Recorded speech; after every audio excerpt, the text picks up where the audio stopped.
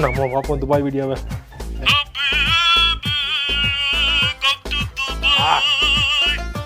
நான் தாண்டா இருக்கு துபாய். ஐயா, துபாய் காத்த சுவாசிக்கிறேன், துபாய் மண்ணில் நடக்கிறேன். இதெல்லாம் நடக்குமா நினைச்சேன், நடந்துருச்சு. Hi friends, welcome to Safina vlogs. எல்லாருமே ஹாப்பியாகவும் சேஃபாக இருப்பீங்க நம்புறேன். இன்னைக்கு எங்கே போயிட்டு இருக்கோம் அப்படின்னா, என்னோட பொண்ணுக்கு வந்து பாஸ்போர்ட் ரெனியூவல் பண்ணுறதுக்காக போயிட்டு இருக்கோம். இது வந்து ஐ திங்க் தேர்டா ஃபோர்த்து பாஸ்போர்ட்டு. இப்போ வந்து 10 இயர் பாஸ்போர்ட் வாங்க போகிறோம். எப்படின்னா சின்ன குழந்தைங்களுக்கு 5 இயர்ஸ் தான் கொடுப்பாங்க. இப்போ வந்து 15 இயர்ஸ் சமீரா என்டர் பண்ணிட்டனால 10 இயர் பாஸ்போர்ட். ஓகேயா, உங்கள் குழந்தை எந்தெந்த குழந்தைங்கலாம் 10th படிக்கிற ஏஜில் உங்கள் குழந்தைங்க வச்சிருக்கீங்களோ பாஸ்போர்ட் இருக்கும், அந்த குழந்தைங்களுக்கு எல்லாருக்கும் இந்த வருஷம் நீங்கள் வந்து பாஸ்போர்ட் ரெனியூல் பண்ணுற மாதிரி இருக்கும். கண்டிப்பாக எடுத்து மஸ்ட் டேட்லாம் செக் பண்ணி பார்த்துக்கோங்க. துபாயில் இருக்க எல்லாரும் இப்போ மேபி வெக்கேஷன் போனவங்க எல்லாரும் அதை எடுத்து செக் பண்ணி பார்த்துட்டு ரெனியூல் பண்ணாதவங்க பண்ணிட்டு போயிருப்பீங்க.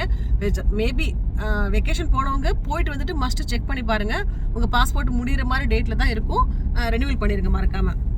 போகிறப்ப என்னென்ன எடுத்துகிட்டு போகணும், என்னமா டீட்டெயில்ஸ், பேமெண்ட் எல்லாத்தையுமே இந்த விளாகில் நான் தெளிவாக சொல்லியிருக்கேன். நான் செக் பண்ணி பாருங்கள் பொறுமையாக. ரொம்ப யூஸ்ஃபுல்லான விளாகாக இருக்கும். இந்த விளாகை முடிச்சு இந்த வீடியோவை முடிச்சுட்டு அப்படியே கண்டினியூஸாக எங்கே போகிறோம் அப்படின்னா என்னோட லைசன்ஸ் ரெனியூல் பண்ண போகிறோம். அதுக்கான டீட்டெயில்ஸை நான் ஃபுல்லாக இந்த வீடியோவில் சொல்கிறேன்.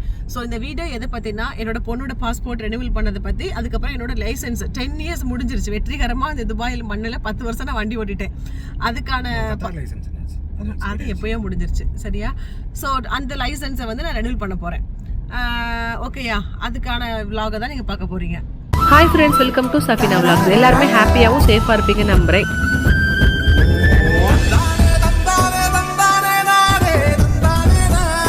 இது ஷார்ஜாவில் இருக்க பிஎல்எஸ் ஆஃபீஸோட பில்டிங் தான். HSBC பேங்க் பில்டிங் இருக்கு இல்லையா, இந்த பில்டிங்குள்ள தான் அந்த ஆஃபீஸ் இருக்கு. இந்தியன் பாஸ்போர்ட் துபாய், ஷார்ஜா, ஃபுசைரா இப்படி எல்லா இடத்துலயும் பிஎல்எஸ் ஆஃபீஸ் இருக்கு. எங்க வேணாலும் ரெனியூல் பண்ணிக்கலாம். இந்த எமிரேட்ஸ்ல நீங்க எங்க பண்ணாலும் ரெனியூவல் இன் துபாய் தான் போட்டு கொடுப்பாங்க. ஆனா ஒன்லி அபுதாபில பண்ணீங்கன்னா அபுதாபின்னு மட்டும் மென்ஷன் பண்ணுவாங்க. பாஸ்போர்ட் ரெனியூவல் வரதுக்கு முன்னாடி கண்டிப்பா நீங்க அப்பாயின்மெண்ட் எடுத்து தான் வரணும். உங்க அப்பாயின்மெண்ட் லிஸ்ட்ல உங்க பேர் இருந்தா மட்டும் தான் உங்களை உள்ளே அலோவ் பண்ணுவாங்க. இதுல டைமிங்ல இருந்து எல்லாமே இருக்கு, இந்த போர்டுல செக் பண்ணிக்கோங்க. நம்ம எப்போ இந்த ஆஃபீஸ்க்கு போனாலும் பாஸ்போர்ட் ரெனியூவலுக்குனாலும் சரி, புது பாஸ்போர்ட்னாலும் சரி, எப்பவுமே இந்த ஆஃபீஸ் செம்ம கிரௌடா இருக்குங்க. பிஞ்சு குழந்தை, குட்டி குட்டி குழந்தையெல்லாம் தூக்கிட்டு வந்திருப்பாங்க. நானும் சமீராவும் பாஸ்போர்ட் ரெனியூவலுக்கு உட்காந்துருந்தோமா, ஒரு சின்ன குழந்தை தூக்கிட்டு வந்து தம் பிரிண்ட் வந்து கையை பிடிச்சி நசுக்கி வச்சுட்டு இருந்தாங்க. குழந்தை ஒரே அழுக ஆரம்பிச்சிருச்சு. அப்ப நான் சொன்னேன், சமீரா நீ சின்ன குழந்தை இருக்கும்போது இந்த மாதிரி தான் சமீரா நானும் உனக்கு வந்து பாஸ்போர்ட்லாம் எடுத்தேன்னு சொன்னேன். அதெல்லாம் பாக்குறப்ப உண்மையாவே இந்த பிள்ளைங்க வளர்ந்து 15 வருஷம் ஆயிடுச்சு அப்படின்ற ஒரு ஃபீலிங் தான் பாச்சு எனக்கு அன்னைக்கு. நாங்க 2 பேரும் உட்காந்துருக்கப்ப அந்த பிள்ளை கிட்ட கொடுத்து என்ன ஃபில் பண்ண சொல்றீங்கன்னு பார்த்தா, அந்த பிள்ளைக்கு தெரியணும் அதுல என்னென்ன கேட்டிருக்காங்க, நம்ம என்னென்ன ஃபில் பண்ணணும், யாருடைய ஃபோன் நம்பர், எந்த அட்ரஸ், இந்த மாதிரிலாம் ஃபில் பண்ணிக்கிட்டா தெரிஞ்சுக்கிட்டாங்க அப்படின்னா அவங்களுக்கு ஃபியூச்சர்ல கொஞ்சம் ஹெல்ப்ஃபுல்லா இருக்கும். மண்ணே கவிதா எழுத சொன்னா மண்ணே கவிதா எழுதிக்கிட்டு இருக்க. கா போடுறா, கா மாதா போடுவாங்க. இந்த மாதிரி ஒரு ஃபார்ம் கொடுப்பாங்க. உங்க பாஸ்போர்ட்ல இந்தியன் அட்ரஸ் இருக்கு பாத்தீங்களா, அந்த அட்ரஸ்ல இவங்க இருக்காங்களான்னு வெரிஃபை பண்றதுக்காக போலீஸ் வந்து கேட்பாங்க இல்லையா, அதுக்கான டீடைல்ஸ் தான் இது எல்லாமே. சொந்த வீடா இருந்தா ஓகேங்க, வாடகை வீடா இருந்தா நீங்க மாறி போயிட்டோம் அப்படின்னா இந்தியாவில் நம்ம ஃபோன் நம்பர் வச்சு வெரிஃபை பண்ணி இந்த அட்ரஸ்ல இவங்க இருந்தாங்களான்றக்காக தான், ஒரு ப்ரூஃபுக்காக தான் கேட்டிருக்காங்க. இவ்வளோ ஜென்ஸுக்கு நடுவில் ஒரு லேடியோட பிக்சர் பார்க்கறதுக்கு அவ்வளோ இன்ஸ்பைரிங்கா இருந்துச்சு. அதனால தான் வீடியோ எடுத்து வச்சிருந்தேன். நீங்க உங்களோட பாஸ்போர்ட்டை ரெனியூவல் பண்ணும்போது இந்த 4 ப்ரொசீஜரை ஃபாலோ பண்ணிருக்கணும். இந்த 4 விஷயத்தை நீங்களே ஓனா பண்ணிட்டு வரலாம் வெளியே இருந்து கூட. இப்படி உங்களால முடியல அப்படின்னா வந்து BLSல இருந்து சர்வீஸ் கொடுப்பாங்க, அதுக்கு சார்ஜ் பண்ணுவாங்க. நீங்க துபாயிலே இருந்துகிட்டு இந்தியன் பாஸ்போர்ட்டை தான் ரெனியூல் பண்ண போறோம்னா கூட நமக்கு துபாயோட ID card very important. So இன்னைக்கு வந்து என்னோட பொண்ணோட ஐடி கார்டு, என்னோட ஐடி கார்டு, என் ஹஸ்பண்டோட ஐடி கார்டு வெரி மஸ்ட். அது கையில வச்சுக்கணும். நீங்க லேடிஸ் என்னதான் ஹிஜாப் போட்டு ப்ராப்பரா போனாலும் கண்டிப்பா நீங்க ஹிஜாபை ரிமூவ் பண்ணி காது தெரியுற மாதிரி தான் போட்டோ எடுக்கணும். பெரியவங்க நம்ம கூட தலையெல்லாம் மறைச்சு கரெக்டா காது தெரியுற மாதிரி போட்டோ எடுத்துருவோம். ஆனா பிள்ளைங்கனால அது ரொம்ப கஷ்டமா இருக்கு, அது முடிகளுக்கு நிக்கவே மாட்டேது. ஸோ தலையில இருந்து ரிமூவ் பண்ணிட்டு நீ போட்டோ எடுன்னு நான் சொல்லியிருந்தேன். துபாயில டேரால ஒரு மால்குள்ள இருக்கு, அங்கதான் நாங்க எப்பவுமே பாஸ்போர்ட் ரெனியூல் பண்ணுவோம். ஆனா நான் செக் பண்ணப்ப இந்த டைம் அப்பாயின்மெண்ட்டே கிடைக்கல. 1 மந்த்க்கு அப்புறம் தான் அப்பாயின்மெண்ட்டே இருக்குது. ஸோ அதுக்குள்ள எப்படி பாஸ்போர்ட் வந்து எக்ஸ்பயர் ஆயிரும். ஸோ அதனால தான் வந்து வேகமா ஷார்ஜால போட்டு நாங்கள் ரெனியூல் பண்ணிட்டோம். உங்களோட கிட்ஸோட பாஸ்போர்ட் ரெனியூல் பண்ண போறீங்க அப்படின்னா அம்மாவும் அத்தாவும் கூட போகணும். கண்டிப்பா அவங்க சைன் பண்ணணும் மஸ்ட். போட்டோஸ்லாம் முடிஞ்சிச்சுன்னா வெளியவே எடுத்துட்டு போயிருங்க. இந்தியன் பாஸ்போர்ட்டுக்குன்னு சொன்னீங்கன்னா வேற மாதிரி சைஸ்ல கொஞ்சம் பெருசா எடுத்து கொடுப்பாங்க. அவ்வளவுதாங்க. அப்படின்னு சொன்னாலும் உண்மையாவே இது ஒரு பெரிய வேலைங்க. அங்க போய் உட்காந்தீங்கன்னா சாலிடா 3 மணி நேரத்தை அப்படியே உங்கள்கிட்ட இருந்து எடுத்துரும். காலையில 9:30 மணி போயிட்டு அங்கிருந்து வெளியே வரும்போது மணி 2 மணிங்க. ரெஃபரன்ஸ் நம்பரோட உடனே மெசேஜ் வந்துருமா? ஆமா. வந்து எப்போ பாஸ்போர்ட் கிடைக்கும்? பாஸ்போர்ட் டெலிவரி கொடுக்கறது கிடைச்சிடும். So minimum 5 days, maximum 1 month police verification. ஊர்ல இருக்க போலீஸ். ஆமா, ஊர்ல அட்ரஸ் கொடுத்துருக்கீங்களா அதை சொல்லி வைக்கணும். இல்லைன்னா வந்து கேட்பாங்க, வந்து போலீஸ் காசு கேட்பாங்க. அது இந்தியாவில் கேட்பாங்க. கேட்டிங்கன்னா ரிலீஸ் பண்ணிடுவாங்க. ஓகேன்னு சொல்லுவாங்க. அந்த மெசேஜ் உங்களுக்கு வந்த உடனே நம்ம பாஸ்போர்ட்டை இங்கே நம்ம வந்து வீட்டு டெலிவரி கொடுத்துருவாங்க. இப்போ சொல்லுங்க, பை கேஷ்னா எவ்வளோ, பை கார்டுனா எவ்வளோ? ஆக்சுவலாக கேஷ்னா என்ன அமௌண்ட் அதை கொடுத்துட்றாங்க. எவ்வளோ சொன்னாங்க? 410. பை கார்டுனா? பை கார்டுனா ஒரு 2%. 418. 2%. 2% எக்ஸ்ட்ரா பே பண்ணணும். அதில் வந்து நீங்கள் ஃபோட்டோ வந்து நீங்கள் ஸ்டுடியோலேயே எடுத்துகிட்டு போயிட்டீங்க அப்படின்னா ஓகே. இந்தியன் பாஸ்போர்ட்டுக்குன்னு சொன்னீங்கன்னா அதுக்கு தகுந்த மாதிரி அதுக்கு ஒரு வேறு சைஸ் இருக்குது, அது எடுத்து கொடுப்பாங்க. அதுக்கப்புறம் வந்து வேற என்ன, இங்கே வந்து ஃபார்ம் ஃபில் பண்ணுறதுக்கு எதுவும் இருக்கா? ஃபார்ம் ஃபில் பண்ணுறதுக்கு சார்ஜ் இருக்குல்ல. நீங்கள் ஏற்கனவே நீங்களும் ஃபில் பண்ணிட்டு வரலாம். ஆனால் ஃபில் பண்ணிட்டு வந்தீங்கன்னா அதில் ஏதாவது ஒரு தப்பு விடுவோம், அதை போய் திருப்பி ஃபில் பண்ண சொல்லுவாங்க. ஏற்கனவே வெயிட்டிங்கே 1.5 மணி நேரம் வச்சு கொண்டுருவாங்க. ஆனால் பூரா தப்பாக எழுதிருக்கீங்க. அதோட எதுக்குன்னு சொல்லிட்டு நம்ம 50 கிராம்ஸ் கொடுத்து அவங்களே ஃபில் பண்ண சொல்லிட்டோம். கரெக்டு தானே? 50 கிராம்ஸ் அதுக்கு 50 கிராம் நினைக்கிறேன். அதில் பாடு, அதில் இது நான் அட்டாச் பண்ணுறேன். இதில் அதாவது வந்து பாஸ்போர்ட் ஃபீஸ் வந்து 285. ஓகே. அதுக்கப்புறம் ICWF சார்ஜ்னு போட்டு 8 கிராம்ஸ் போட்டிருக்காங்க. டோட்டல் 293. ஓகே. சர்வீஸ் சார்ஜ் வந்து 9 கிராம்ஸ். அதுக்கப்புறம் அவ்வளோதான். வேற என்ன போட்டிருக்காங்க? ஃபோட்டோ வந்து எவ்வளோ? 30 கிராம்ஸ். இதெல்லாம் போட்டு ஒரு பில். ஃபோட்டோ காப்பி எடுக்கிறதுக்கு வந்து ஈச் காப்பிக்கு வந்து 1 கிராம்ஸ். ஓகே. இதெல்லாம் நம்ம சேவ் பண்ணனும்னா ஆன்லைன்ல அப்ளிகேஷனை டவுன்லோட் பண்ணி கரெக்ட்டா எல்லாத்தையும் என்ட்ரி பண்ணி போட்டோ வந்து வெளிய எடுத்துட்டு அடுத்து வந்து போட்டோ காப்பி என்னன்னா பாஸ்போர்ட் காப்பி, பேரண்ட்ஸ் உடைய பாஸ்போர்ட் காப்பி, அந்த யாருக்கு பாஸ்போர்ட் ரெனியூவல் பண்றீங்களா அவங்களுக்கான டீடைல்ஸ், எமிரேட்ஸ் ஐடி, இதெல்லாம் வந்து போட்டோ காப்பி எடுத்துட்டு வந்தா எவ்வளவு சேவ் பண்ணலாம்னா ஆல்மோஸ்ட் ஒரு 50, 30, 80 பிளஸ் ஒரு 5-6 கிராம். எவ்வளவு மொத்தம் எவ்வளவு சேவ் பண்ணலாம்? 90 கிராம் சேவ் பண்ணலாம். இதெல்லாம் நீங்க வெளிய எடுத்துட்டு வந்துட்டீங்கன்னா 90 கிராம்ஸ் நீங்க சேவ் பண்ணலாம். அப்படி இல்லனா 90 கிராம்ஸ் நீங்க வெளிய சேவ் பண்ணா நீங்க போட்டோ எடுக்கும்போது நீங்க பே பண்ணி தான் ஆகணும். சோ ஆமா 25 கிராம் வெளிய எடுத்தீங்கன்னா 25 கிராம்ஸ் ஆகும். 25 கிராம்ஸ் 25. ஆனா ஒரு விஷயம் தெரியுமா, ஷார்ஜாவுக்கும் துபாய்க்கும் வித்தியாசம் என்னன்னா துபாயில வந்து போட்டோக்கு 45 கிராம். ஓஹோ ஃபில் பண்றதுக்கு கூட. இங்கேயும் சேம் சார்ஜ் இல்ல. இவ்ளோ நாளா நாங்க வந்து துபாயில ஐபி அது இது பேர் என்னப்பா? BLS அங்க தான் நாங்க பண்ணிட்டு இருந்தோம். ஃபர்ஸ்ட் டைம் நாங்க ஷார்ஜால பண்ணிருக்கோம். துபாயில என்ன பிரச்சனைனா ஆக்சுவலா நமக்கு வந்து அப்பாயின்மெண்ட்டே கிடைக்காது. இதுக்கு நீங்க ரெனியூவல் பண்ண வரீங்கன்னா அப்பாயின்மெண்ட் எடுத்து தான் வரணும். அதுக்கு வந்து அப்பாயின்மெண்ட்டே சுத்தமா கிடைக்காது. அதனால தான் இந்த டைம் ஷார்ஜா போட்டோம். ஷார்ஜா போட்டு எத்தனை நாள் 2 டேஸ்ல கிடைச்சிருச்சு. என்ன 2 டேஸ்ல கிடைச்சிச்சு. பாஸ்போர்ட் வந்து வித்தின் 5 டேஸ்ல உங்களுக்கு வந்துடும். ஸோ ஒரு பாஸ்போர்ட்டை நீங்க ரெனியூ பண்றீங்க அப்படின்னா இந்தியாவோட மோர் தென் போலீஸ் வெரிஃபிகேஷன் வச்சு தான் பாஸ்போர்ட் டெலிவரி. அதான் உடனே போலீஸ் வெரிஃபிகேஷன் நடந்துச்சுன்னு வச்சுக்க 5 டேஸ்ல கொடுத்துருவாங்க. இல்லாட்டின்னு வச்சுக்க அது வந்து 1 மந்த் வரை மேக்ஸிமம். ஓகே. அதான் இந்தியாவில் வந்து ஒரு பாஸ்போர்ட்டை ரெனியூல் பண்றதுக்கும் இங்கே ரெனியூல் பண்றதுக்கும் டோட்டல் டிஃப்ரெண்ட் இருக்குது. இங்கே வந்து very very very very easy process. உங்களுக்கு வந்து எல்லாமே டக்குன்னு முடிஞ்சிடும். எங்கே போனாலும் எமிரேட்ஸ் ஐடி வந்து ரொம்ப important. Emirates ID, parents passport. இப்போ 15 இயர்ஸ் அப்படின்றனால 10 இயர்ஸ் பாஸ்போர்ட் கொடுத்துட்டாங்க. சமீரா வந்து 15 இயர்ஸ்ல அடி எடுத்து வச்சிருச்சு ஆல்ரெடி ஏப்ரல்லையே. அதனால வந்து 15 இயர்ஸ் பாஸ்போர்ட் கொடுத்துட்டாங்க. முன்னாடி வேற மாத்திருச்சு. இப்போ செகண்ட் டைம் சிக்னேச்சர் வேற மாத்திருச்சு. பிள்ளைங்க சிக்னேச்சர் மாத்தலாம், பேரண்ட்ஸ் சிக்னேச்சர் மாத்தக்கூடாது. நம்ம பாஸ்போர்ட்ல எப்படி இருக்கோ சேம் லைக் அதே மாதிரி காப்பி பேஸ்ட் பண்ணணும். அதுக்கப்புறம் வந்து என்ன சொல்லணும்னு நினைச்சேன், குழந்தைங்களுக்கு வந்து ஃபர்ஸ்ட் 5 இயர்ஸ் அப்புறம் 5 இயர்ஸ் அப்படி தான் கொடுப்பாங்க. இதுக்கு வந்து சமீராக்கு வந்து ஃபோர்த் பாஸ்போர்ட். கரெக்ட் தானே? ஃபர்ஸ்ட் பாஸ்போர்ட் பேர் ப்ராப்ளம் இருந்துச்சு. ஆமா, அது பேர் ப்ராப்ளம் இல்ல. கத்தார்ல வந்து பண்ணும்போது என்ன ஆச்சுன்னா வந்து அதை போய் சர்நேமே போடல. பாஸ்போர்ட்ல சர்நேம்ன்ற இடத்துல ஒரே பிளாங்கா இருந்துச்சு. அதுக்கப்புறம் சர்நேம் வந்து உங்க டாடி நேம் ஆட் பண்றதுக்காக கொடுத்தோம். ஏன்னா இங்கெல்லாம் வந்து எல்லாம் நீங்க என்ன எழுதணுமோ உங்க பாஸ்போர்ட்ல என்ன இருக்கணுமோ அந்த டீடைல்ஸ் நீங்க கொடுத்தா மட்டும் தான் அங்கே என்ட்ரி பண்ணுவாங்க அந்த மாதிரி.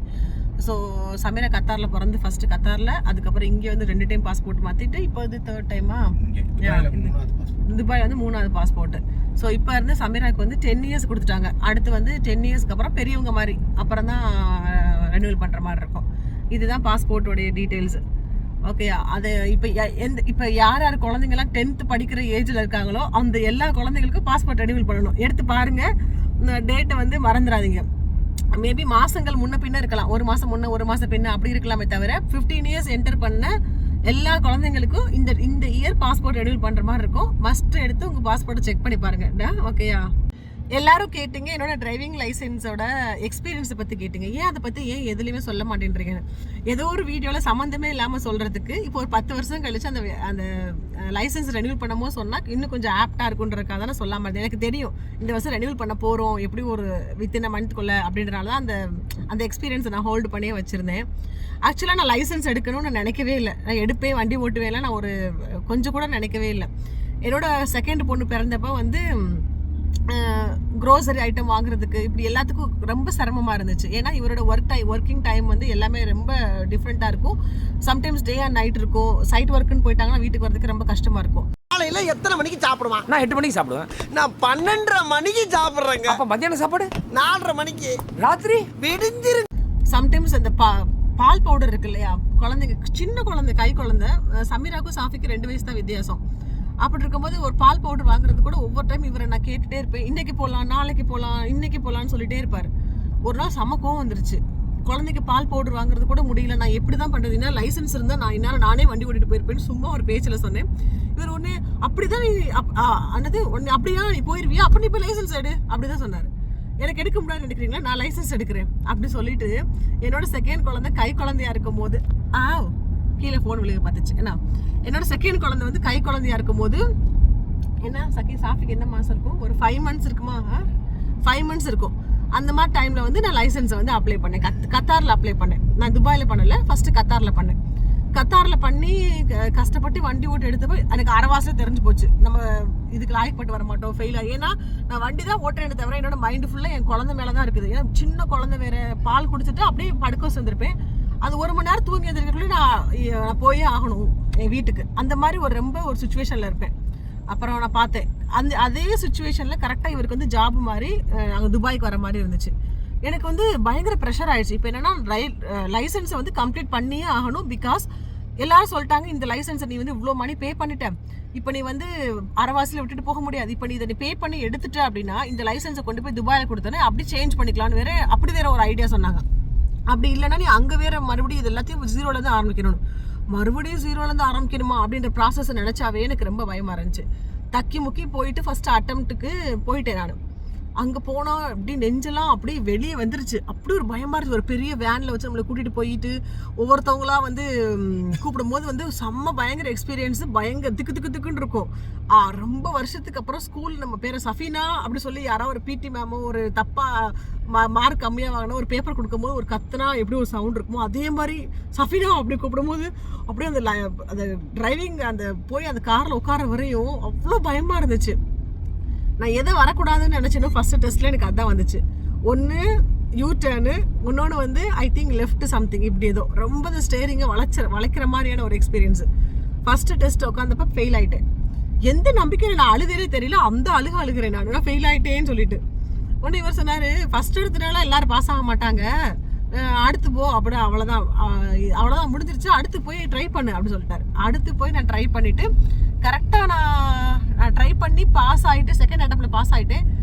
பாஸ் ஆகி அங்கிட்ட ஒரு 10-15 daysல வந்து நாங்கள் துபாய்க்கு வந்துட்டோம். நாங்கள் அப்படியே நெருக்க வட்டத்தில் அப்படியே எடுத்துகிட்டு அப்படியே துபாய்க்கு வந்த மாதிரி தான் ஒரு ஃபீலிங் இருந்துச்சு. கத்தாரில் வந்து மேபி ஒரு 1 or 2 times தான் நான் காரே ஓட்டிருக்கேன். கத்தாரில் ஓட்டுறதுக்கான வாய்ப்பும் எனக்கு கிடைக்கவே இல்லை. பிகாஸ் அங்கே டைமும் இல்லை. நாங்கள் இங்கே வந்துட்டோம். நாங்கள் இங்கே வந்து சாஃபி கொஞ்சம் பெருசானதுக்கப்புறம்னா பிகாஸ் எனக்கு லைசன்ஸ் கையில் இருக்கு இல்லையா, ஸோ எனக்கு தெரியும் இந்த லைசன்ஸை கொடுத்துட்டா நம்ம துபாய் லைசன்ஸை மாற்றி வாங்கிக்கலாம்னு சொல்லிட்டு. அதனால வந்து அந்த லைசன்ஸ் எக்ஸ்பயர் ஆகாதனால சாஃபி கொஞ்சம் வளர்ந்ததுக்கப்புறம் மேபி ஒரு 2.5 years இருக்குமா, 2012 பிறந்துச்சு, 2015 வந்து நான் வந்து லைசன்ஸை வந்து மாற்றிட்டேன். அப்புறம் அதுக்கப்புறம் நான் வந்து இங்கே துபாய்க்கு வந்துட்டோமா. துபாய்க்கு வந்ததுக்கப்புறம் சாஃபி கொஞ்சம் வளர்ற முடி வெயிட் பண்ணிட்டு என்னோட ஃப்ரெண்டு கிட்ட அந்த பால் டப்பாவை கொடுத்துட்டு போனால் அது இருக்கிற மாதிரியான ஒரு சுச்சுவேஷன் வந்ததுக்கப்புறம் நான் என் ஃப்ரெண்டு கிட்ட கொடுத்துட்டு இந்த லைசன்ஸை மாத்திரக்காக போனேன். இந்த லைசன்ஸ் எடுக்கிறப்போ ஒரு பெனிஃபிட் என்னன்னா, நீங்கள் கத்தாரில் என்னென்ன 2 ஸ்டெப் பண்ணீங்களோ அது நீங்கள் பண்ண தேவையில்லை. அது என்ன 2 ஸ்டெப்னா, ஃபர்ஸ்ட் இடத்துலேயே வந்து ஒரு கம்ப்யூட்டர் டெஸ்ட் மாதிரி இருப்பாங்க. அதுக்கு முன்னாடி ஒரு தியரி புக் கொடுத்துருவாங்க. தியரி புக்கை நீங்கள் நல்லா படிக்கணும், அது கிளாஸ் அட்டன் பண்ணணும். ஒரு I think 4 hours 5 hours attend பண்ணி அதை நீங்கள் சிக்னேச்சர் வாங்கணும். அட்டன் பண்ணிக்கிங்கன்றதுக்காக அந்த நீங்கள் என்னென்ன தியரி கிளாஸில் கற்றுக்கிட்டீங்களோ அது எல்லாத்தையுமே கம்ப்யூட்டரில் கொஷின்ஸாக கேட்பாங்க. Maybe 20 questions or 40 questions something கேட்பாங்க. அந்த கொஷின்ஸுக்கு நீங்கள் வந்து ஆன்சர் பண்ணணும். இது கத்தார்லேயும் இருக்குது, துபாயிலும் இருக்குது. கத்தாரில் வந்து பார்க்கிங் டெஸ்ட் இருக்குது, துபாயில் பார்க்கிங் டெஸ்ட் மட்டும் கிடையாது. ஸோ இங்கே துபாயில் வந்து நீங்கள் என்ன பண்ணணும்னா டேரெக்டாக வந்து கம்ப்யூட்டர் டெஸ்ட் அட்டன் பண்ணிவிட்டு ரோட் டெஸ்ட் பண்ணிவிட்டு நீங்கள் லைசன்ஸ் வாங்கிடலாம். ஆனால் கத்தாரில் அப்படி இல்லை. எந்த கத்தார்னு கிடையாது, எந்த ஜிசிசி கண்ட்ரியாக இருந்தாலும் ஃபஸ்ட்டு வந்து தியரி கிளாஸு, அதுக்கப்புறம் அந்த டெஸ்ட்டு கம்ப்யூட்டர் டெஸ்ட் கொடுக்கணும், அதுக்கப்புறம் வந்து பார்க்கிங் டெஸ்ட் பண்ணணும், அதுக்கப்புறம் தான் ரோட் டெஸ்ட். ஓகேயா, சேம் தான் இங்கேயும் அப்படி தான். இங்கே வந்ததுக்கப்புறம் அந்த ஒரு டெஸ்ட்டை மட்டும் ஸ்கிப் பண்ணிவிட்டு கம்ப்யூட்டர் டெஸ்ட் கொடுத்துட்டேன். நான் கொடுத்ததுக்கப்புறம் டிரைவிங் போனேன். நான் என் வீட்டுக்கார் கேட்குறாரு, ஏன் ஸ்கிப் பண்ண அப்படின்னு சொல்லி இடையில கேட்குறாரு. நான் லைசன்ஸ் வச்சுருந்தேன் இல்லையா, அதனால் நான் ஸ்கிப் பண்ணிட்டாங்க எனக்கு. அதுக்கப்புறம் வந்து ரோட் டெஸ்ட்டு எனக்கு பார்க்கிங் டெஸ்ட் இல்லையா, ஸோ ரோட் டெஸ்ட் டைரெக்டாக கொடுத்தேன் நான். ஆனால் போகிறதுக்கு முன்னாடி நான் லைசன்ஸ் வச்சுருந்தேன்றனால சொல்கிறேன். என் ஹஸ்பண்டோட காரை வந்து சும்மா ஓட்டி பார்த்தேன் நான். எனக்கு நல்ல ஒரு எக்ஸ்பீரியன்ஸ் இருந்த மாதிரி இருந்துச்சு. சரி, அதனால் வந்து ஆனால் இருந்தாலும் என் ஹஸ்பண்ட் சொன்னாங்க, போனால் சும்மா விட மாட்டாங்க, ஃபெயில் பண்ணிகிட்டே இருப்பாங்க, பெட்டர் நீ ஒரு 10 கிளாஸ் அட்டன் பண்ணி இங்கே இருக்க ரூல்ஸ் எல்லாம் இல்லைன்னு தெரிஞ்சுக்கோன்னு சொன்னாங்க. ஓகேன்னு சொல்லிட்டு இங்கே ஒரு 10 கிளாஸ் நான் அட்டன் பண்ணிவிட்டு பே பண்ணி அட்டன் பண்ணிவிட்டு நான் நேராக டெஸ்ட்டுக்கு போயிட்டேன். இல்லைனா நீங்கள் டேரெக்டாக நீங்கள் என்ன பண்ணலாம், டெஸ்ட்டுக்கும் நீங்கள் போகலாம். ஆனால் என்ன பண்ணுவாங்க, கண்டிப்பாக ஃபெயில் பண்ணுவாங்க. ஏன்னா நான் வேறு கண்ட்ரியில் ஓட்டின ரூல்ஸுக்கும் இங்கே இருக்க ரூல்ஸுக்கும் கொஞ்சம் டிஃப்ரெண்ட் இருக்கும். ஏன்னா வலுக்கட்டாயமாக தலை திருப்பி பார்க்க சொல்லுவாங்க. அப்படி இப்படி சின்ன சின்ன ரூல்ஸ் இருக்கும் இல்லையா, அதை நீங்கள் ஃபாலோ பண்ணுறீங்களா அப்படின்றதுக்காக தான் அந்த டெஸ்ட்டேவும். ஸோ நீங்கள் இந்த மாதிரி வேறு லைசன்ஸ் மாற்ற போகிறீங்க அப்படின்னா மஸ்ட்டு வந்து ஒரு 10 கிளாஸாவது அட்டன் பண்ணி அவங்க என்னென்ன சொல்கிறாங்கன்றதை அப்சர்வ் பண்ணிக்கிட்டு அந்த டெஸ்ட்டு கொடுக்குறோம் இல்லையா, டிரைவிங் டெஸ்ட், அந்த டைமில் நீங்கள் அதை அப்ளை பண்ணுறது கரெக்டாக இருக்கும் உங்களுக்கு. ஸோ நான் போகிறப்ப இவர் சொன்னார் என்கிட்ட, நீ ஃபஸ்ட் டெஸ்ட்லேயே பாஸ் பண்ணுவேன்னு சொல்லிட்டு மைண்ட் செட் பண்ணிட்டுலாம் போகாத, ஓகே? ஏன்னா நானே ஃபஸ்ட் டெஸ்ட்டில் பாஸ் பண்ணலை, இவர் ஃபஸ்ட் டெஸ்ட்டில் போய் ஃபெயிலு. சரியா? இத்தனைக்கு கேரளாவில் வண்டி ஓட்டிருக்காங்க, ஸ்லோப்பில் அங்கிட்டு இங்கிட்டு எல்லா பக்கம் ஓட்டிருக்காங்க. நானே ஃபஸ்ட் டெஸ்ட்டில் ஃபெயிலு. ஆனால் நீலாம் ஆவன்னு நினைக்காத அப்படின்னு சொல்லி தான் எனக்கு கொண்டு போய் இறக்கி விட்டாங்க. நான் கலதாரியில் தான் எடுத்தேன் அந்த டிரைவிங் இன்ஸ்டியூட்டில். அதுக்கப்புறம் போயிட்டு கொடுத்துட்டேன், நான் பாஸ் ஆகிட்டு ஃபோன் பண்ணுறேன், யாருமே எடுக்க மாட்டேன்றாங்க. வாட்ஸ்அப்பில் என் ஃப்ரெண்டுக்கெலாம் அடிக்கிறேன், இவருக்கு யாருமே எடுக்க மாட்டேன்றாங்க ஃபோனை. அட போங்கடா ஆத்தா பாஸ் ஆகிட்டேன்ற மாதிரி இருந்துச்சு. ஆனால் ஒரு ரெஸ்பான்ஸ் இல்லை. கொஞ்சம் நேரம் கழிச்சு பார்த்தா ஒரு மெசேஜ் அனுப்பேன், எனக்கு தெரியும் நீ பாஸ் ஆயிடுவேன். எப்படி? எனக்கு தெரியும் நீ பாஸ் ஆயிடுவேன், அவ்வளோதான். இதோட ரியாக்ஷன் வெரி சிம்பிள், அவ்வளோதான். நம்ம எவ்வளோ உழைப்ப போட்டிருக்கோம் அவ்வளோ இல்லை. நான் சொன்னேன் பெருமையாக நான் ஃபஸ்ட் டெஸ்ட்டில் பாஸ் ஆகிட்டேன் அப்படின்னு சொன்னேன் நான். ஓ அப்படி சொல்ல வரையா நீ அப்படின்னு சொன்னார். பெரிய ரியாக்ஷன் ஒன்றும் இல்லை. இதுதான் என்னோட டிரைவிங் எக்ஸ்பீரியன்ஸோட லைசன்ஸோட எக்ஸ்பீரியன்ஸ் நீங்கள் கேட்டது, ஓகேயா? ஒரு உமனாக வேறு ஒரு கண்ட்ரியில் வண்டி ஓட்டுறதுன்றது வந்து ஒரு பெரிய என்னை பொறுத்த வரைக்கும், மற்றவங்களுக்கு மேபி ஈஸியாக இருக்கலாம், அது வந்து எப்படின்னு தெரியல, பட் என்னை பொறுத்த வரைக்கும் ஒரு பெரிய அச்சீவ்மெண்ட். பிகாஸ் என்னென்னா மொழி தெரியாத ஒரு கண்ட்ரியில் வந்து அதை பழகி எல்லாம் பண்ணி அந்த டே டு டே லைஃப்பில் தேவையான ரூட்டெல்லாம் தெரிஞ்சு வச்சுக்கிட்டு துபாயில் வண்டி ஓட்டுறதுன்றது என்னை பொறுத்தவரைக்கும் பெரிய விஷயம். ஏன்னா ஒரு சின்ன ரூட்டை விட்டுட்டோம்னா நேராக கொண்டு போய் ஒமான்லேயும் சவுதிலையும் விட்டுருமானு அந்த மாதிரி ரூட்டு தான் துபாயில் இருக்கும். இல்லை ரூட் மாறினா சரியா? ஸோ நீங்கள் வந்து ஒரு துபாய் லைசன்ஸ் வச்சுருந்தீங்க அப்படின்னா நீங்கள் ஜிசிசியில் எங்கே வேணால் ஓட்டலாம். ஸோ இப்போ நீங்கள் ஒமான் போகிறனாலும் சரி, சவுதி போகிறீங்கனாலும் சரி, கத்தார் போனீங்கனாலும் சரி, எங்கே வேணாலும் இந்த லைசன்ஸை வச்சு நீங்கள் வண்டி ஓட்டிக்கலாம். ஸோ நீங்களும் யாராவது லைசன்ஸ் எடுக்கணும்னு ட்ரை பண்ணிட்டு இருக்கீங்க அப்படின்னா கண்டிப்பாக ட்ரை பண்ணுங்கள், உங்களாலேயே முடியும். லைசன்ஸ் எடுக்கிறது வந்து ஒரு எப்படி ஒரு ஃப்ரீடம் கூட சொல்லிக்கலாம். ஆக்சுவலாக ஒரு நல்ல ஃப்ரீடமாக இருக்கும் உங்களுக்கு, ஒரு கான்ஃபிடென்ட்டை கொடுக்கும். நம்மளால வண்டி ஓட்ட முடியும் அப்படி சொல்லிட்டு ஒரு பெரிய கான்ஃபிடென்ட் கொடுக்கும். உங்கள் பிள்ளைங்களை ஸ்கூலில் போய் விடலாம். ஒரு எமர்ஜென்சி இன்கேஸ் எனிதிங் உங்கள்கிட்ட கார் இருக்குது அப்படின்னா கண்டிப்பாக உங்களுக்கு யூஸ்ஃபுல்லாக இருக்கும். ஒரு 3 பிள்ளைங்க 4 பிள்ளைங்க வீட்டில் இருக்காங்க அப்படின்னா அந்த பிள்ளைங்களை ஸ்கூலுக்கு கொண்டு போய் இறக்கி விட்டு பிக் பண்ணிட்டு வர்றது உண்மையாக மணி சேவிங்கான ஒரு ஐடியா. ஸோ யாரெல்லாம் ட்ரை பண்ணணும்னு யோசிச்சுட்டே இருக்கீங்க, நம்மளால் முடியுமா அப்படின்னு நினைக்கிறீங்களோ கண்டிப்பாக உங்களாலே முடியும். என்னால் முடிஞ்சிச்சுன்னா கண்டிப்பாக உங்களாலே முடியும். ட்ரை பண்ணி பாருங்கள். கண்டிப்பாக ஃபெயில் பண்ணிகிட்டே இருப்பாங்க சம்டைம்ஸ். எல்லாருக்கும் ஃபஸ்ட் அட்டம்ப்ட்லேயே பாஸ் பண்ண முடியாது, second attempt, third attempt, but don't give up. அதை எப்படியாவது எடுத்து முடிச்சிருங்க. ஏன்னா நீங்கள் லைசன்ஸ் கொடுக்குற காசு வந்து சின்ன காசாக இருக்காது, பெரிய அமௌண்ட்டாக தான் இருக்கும். ஸோ அதனால் எப்படியாவது நீங்கள் பே பண்ணிட்டீங்க அப்படின்னா அதை கம்ப்ளீட் பண்ணி லைசன்ஸை வாங்கிடுங்க. ஸோ இப்போ லைசன்ஸ் ரெனியூல் பண்ண போகிறோம், என்னென்ன ப்ராசஸ்ன்றதை பார்க்கலாம், ஓகேயா? நீங்கள் உங்கள் லைசன்ஸை ரெனியூல் பண்ண போகிறீங்கன்னா ஃபஸ்ட்டு ப்ராசஸ் என்னென்னா ஆர்டிஓ அப்ரூவல் இருக்க ஒரு ஆப்டிக்கலுக்கு நீங்கள் போயிட்டு உங்களோட விசன் வந்து நீங்கள் செக் பண்ணணும். அதாவது வந்து நம்ம கண்ணெலாம் கரெக்டாக இருக்கா, நம்ம வண்டி ஓட்டுறதுக்கு தகுதியாக இருக்குமா, அதில் அந்த லாங் சைட்டில் கரெக்டாக தெரியுதா அப்படின்றதெல்லாம் செக் பண்ணுவாங்க. அவங்க அப்ரூவல் பண்ணிட்டாங்க அப்படின்னா நெக்ஸ்ட் ஸ்டெப்பை நான் அடுத்து போகிறப்ப சொல்கிறேன். இதுக்கு எவ்வளோ பேமெண்ட் ஆகும்? நான் பேமெண்ட் எல்லாத்தையுமே டீட்டெயிலாக நான் சொல்கிறேன் நான் உங்களுக்கு. அந்த ஆப்டிக்கல் ஷாப்போட என்ட்ரன்ஸ்லேயே பாருங்களேன் ஆர்டிஏ சிம்பிள் இருக்கா, அந்த மாதிரி சிம்பிள் போட்டிருந்தா மட்டும்தான் இந்த மாதிரி டெஸ்ட்டை நீங்கள் எடுக்கணும். உங்களோட விஷனில் கொஞ்சம் ப்ராப்ளமாக இருந்து கண்ணாடி இல்லைனா லென்ஸ் போடுற ஆளாக இருந்தீங்க அப்படின்னா மஸ்ட் அதை கேரி பண்ணி எடுத்துகிட்டு போங்க. நீங்கள் கண்ணாடி போட்டோ லென்ஸ் போட்டு அந்த டெஸ்ட்டை நீங்கள் எடுக்கிறீங்க அப்படின்னா பின்னாடி லைசன்ஸில் வந்து கண்ணாடியோட மார்க் மட்டும் போடுவாங்க, அவ்வளோதான். பட் ஸோ இந்த மாதிரி வந்து ஃபிட்டுன்னு சொல்லி போட்டு கொடுப்பாங்க. இதை எடுத்துகிட்டு போகிறோம் அப்படின்னா அதுக்கப்புறம் வந்து அடுத்து எங்கே போகிறோம்? நம்ம அடுத்து வந்து ஆர்டிஏ மிஷின் போகிறோம், போய் எடுத்துடலாம். இப்போ அடுத்து வந்து ஆர்டிஏ மிஷினில் போயிட்டு லைசன்ஸ் எடுக்க போகிறோம், ஓகேயா? போகலாமா? இப்போ ஆக்சுவலாக என்னென்னா வந்து நம்ம ஐ டெஸ்ட் முடிச்சிட்டோம் இல்லையா? இப்போ நீங்கள் எங்கே வந்து நீங்கள் ஐ டெஸ்ட் எடுக்கிறீங்களோ அந்த இடத்துலேயே வந்து உங்களுக்கு லைசன்ஸ் கொடுப்பாங்க. சர்ப்ரைஸாக இருக்குல்ல? என்னென்னா 140 dirhams நீங்கள் கொடுத்தீங்க அப்படின்னா உங்களோட ஐ டெஸ்ட் வந்து கம்ப்ளீட் பண்ணி நீங்கள் ஃபிட்டாக கிளாஸ் போட்டு நீங்கள் டெஸ்ட் எடுத்துருக்கீங்களா அப்படின்றது எல்லாத்தையும் மென்ஷன் பண்ணி கொடுப்பாங்க. இப்போ நீங்கள் வந்து எனக்கு டைம் இல்லைப்பா, இதுக்கப்புறம் எனக்கு அலைய முடியல அப்படின்னா நீங்கள் எங்கே வந்து ஐ டெஸ்ட் பண்ணுறீங்களோ நீங்கள் அங்கேயே வந்து உங்களோட இது லைசன்ஸ் ரெனியூ பண்ணலாம். அது எப்படின்னா இங்கேயே வந்து 490 dirhams ப்ளஸ், அதாவது வந்து 140 ப்ளஸ் 350 அதையும் நீங்கள் பே பண்ணீங்க அப்படின்னா லைசன்ஸு நீங்கள் இவங்ககிட்டே வாங்கிட்டு போயிடலாம். எப்படின்னா இவங்க வந்து ஜஸ்ட் அந்த உங்களோட டீட்டெயில்ஸ் எல்லாம் வாங்கி வச்சுட்டு அந்த மிஷினில் போட்டு உங்களுக்கு அந்த லைசன்ஸை எடுத்து வச்சிருப்பாங்க. நீங்கள் ஈவினிங் வந்து கலெக்ட் பண்ணிக்கலாம். எப்படி பார்த்தீங்களா?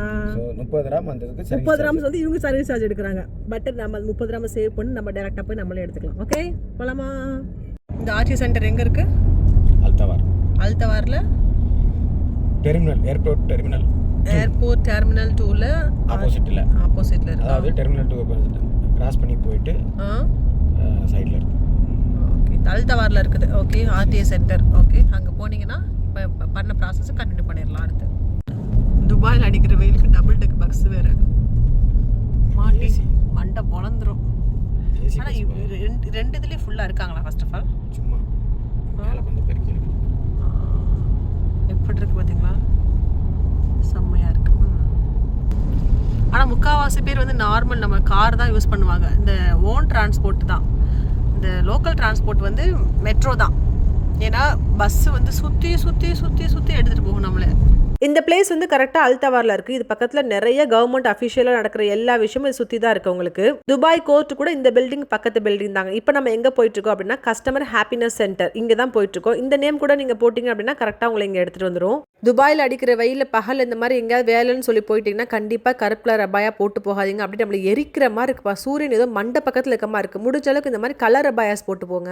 இந்த அபாயா பொறுத்தவரைக்கும் கலர் மட்டும் அவங்க வச்சிருந்தாங்க. எனக்குள்ள மணி வைக்கணும், எந்த மாதிரி ஷால் இருக்கணும் எல்லாமே நானே டிசைன் பண்ணி நானும் என் ஃப்ரெண்ட்ஸும் வாங்கிட்டோம். துபாயை பொறுத்தவரைக்கும் எல்லாமே புதுசாக எப்பவுமே அப்டேட் பண்ணிக்கிட்டே தான் இருப்பாங்க. உங்களோட பழைய ஐடியில் இருக்க 2-3 விஷயத்தை மட்டும் இதில் டைப் பண்ணிங்கன்னா போதும், ஆட்டோமேட்டிக்காக பிரிண்ட் பண்ணி வந்துடும் உங்களுக்கு. லைசன்ஸை பொறுத்தவரைக்கும் ஃப்ரண்ட் அண்ட் பேக் இருக்கு இல்லையா? ஃப்ரண்ட் சைடில் வந்து லைசன்ஸ் நம்பர், உங்களோட பேர், நீங்கள் எந்த வருஷம் பிறந்தீங்க, இதை மட்டும் நீங்கள் டைப் பண்ணணும் அந்த மிஷினில். பேக் சைடு வந்து டிராஃபிக் கோட் நம்பர் ஒன்று இருக்கும், அதை நீங்கள் டைப் பண்ணணும். இப்போ இங்கே எவ்வளோ ஆச்சு? 320. ஸோ 30 dirhams வந்து நம்ம சேவ் பண்ணியிருக்கோம். இன்னொன்று என்னென்னா ஒரு முக்கியமான விஷயம், நம்மளோட இப்போ என்னோட லைசன்ஸ் வந்து நான் எடுத்து 10 வருஷம் ஆச்சு கரெக்டாக. அதில் வந்து என்னோட ஃபோட்டோ வந்து ஒரு பிளாக் அண்ட் ஒயிட்டில் இப்படி இருக்கும். என்னோட ஃபோட்டோ வந்து இப்படி ஒரு பிளாக் அண்ட் ஒயிட்டில் இப்படி இருக்கும். சரியா? இந்த ஃபோட்டோவும் அவங்களோட எமிரேட்ஸ் ஃபோட்டோவும் வேறையாக இருந்தால் துபாய் போலீஸ் ஃபைன் போடுவாங்களாம். எனக்கு ஒரு லேடி இன்ஃபர்மேஷன் சொன்னாங்க. அவங்க ஹெல்பிங்ஸ் அந்த சென்டரில் வந்து ஹெல்ப் பண்ணுறாங்க. ஓகே, ஸோ நீங்கள் அப்டேட் பண்ணுங்கன்னு சொன்னாங்க. சரி, இப்போ நம்ம அப்டேட் பண்ணிடுவோம் அந்த மைண்ட் செட்டில் தான் இருந்தேன். ஆனால் எனக்கு பிரிண்ட் பண்ணி வரும்போது அன்பிலீவபிள், என்னோட ஐடியில் என்ன ஃபோட்டோ இருக்கோ சேம் ஃபோட்டோ அதுவே பிரிண்ட் ஆகி வந்துருச்சு. எவ்வளோ டெக்னாலஜி பார்த்துக்கோங்க. ஸோ உங்களோட பேர், ஐடி, வாட் எவர் நீங்கள் போட்டிங்கன்னா உங்கள் ஜாதகமே வந்துடும். சரியா? ஜாதகத்துல ரேஷன் கடையில என்ன வாங்குனாங்கற பூரா கரெக்டா சொல்றீங்க. புரியாது? ரேஷன் கார்டு கொடுத்தா வேற என்னத்தடா சொல்றேன்? எல்லாமே ஒரே போட்டோஸ், எல்லாமே ஒரே அப்டேட் ஆயிடுச்சு. ஸோ என்னோட லைசன்ஸ் ரெனியூ பண்ணிட்டேன். ஸோ இந்த 10 வருஷ ஜேர்னின்றது இட்ஸ் நாட் சிம்பிள். நிறைய ஃபைனு இந்த வருஷம். அதுக்கப்புறம் ஒரு டைம் இடிச்சிருக்கேன் நான் வண்டியை. ஸோ இப்படி எல்லாமே கலந்தா இருக்கும். ஸோ பயப்படாமல் பேனிக் இல்லாமல் நீங்களும் லைசன்ஸ் எடுக்க ட்ரை பண்ணுங்கள். ஓகேயா? ஸோ இந்த விளாக் உங்களுக்கு கண்டிப்பாக பிடிச்சிருக்குன்னு நினைக்கிறேன். இன்னொரு விளாகில் மீட் பண்ணலாம். ஓகேயா? பாய். என்னை சப்ஸ்கிரைப் பண்ணி சப்போர்ட் பண்ணுற அத்தனை பேருக்கும் தேங்க்யூ. என்னை சப்ஸ்கிரைப் பண்ணாமல் பார்க்குறீங்களா? கொஞ்சம் சப்ஸ்கிரைப் பண்ணி சப்போர்ட் பண்ணுங்கள். இந்த மாதிரி நிறைய இன்ஃபர்மேஷனான வீடியோ என்னோட சேனலில் அடுத்தடுத்து வந்துட்டே இருக்கும். வீடியோ கடைசி முடி பார்த்தா அத்தனை பேருக்கும் தேங்க்யூ. இன்னொரு ஒரு நல்ல வீடியோவில் கண்டிப்பாக மீட் பண்ணலாம். தேங்க்யூ ஃபார் வாட்சிங். Come to Dubai. Please switch off your electronic devices.